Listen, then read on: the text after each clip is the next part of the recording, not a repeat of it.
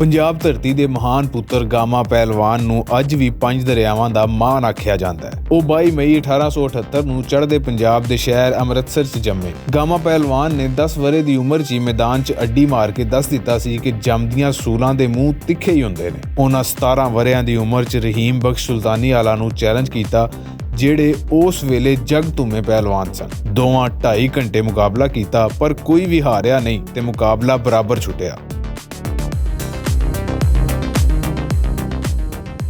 19 ਵਰ੍ਹਿਆਂ ਦੀ ਉਮਰ 'ਚ ਗਾਮਾ ਪਹਿਲਵਾਨ ਹਿੰਦੁਸਤਾਨ ਦੇ ਹਰ ਵੱਡੇ ਪਹਿਲਵਾਨ ਨੂੰ ਚਿੱਤ ਕਰ ਚੁੱਕਿਆ ਸੀ। ਗਾਮੇ ਪਹਿਲਵਾਨ ਦੀ ਅਗਲੀ ਮੰਜ਼ਿਲ ਬਰਤਾਨੀਆ ਸੀ, ਜਿੱਥੇ ਉਹਨੇ ਵਰਲਡ ਚੈਂਪੀਅਨ ਜ਼ਬਿਸਕੋ ਸਣੇ ਦੁਨੀਆ ਦੇ ਪਹਿਲਵਾਨਾਂ ਨੂੰ ਹਰਾਇਆ।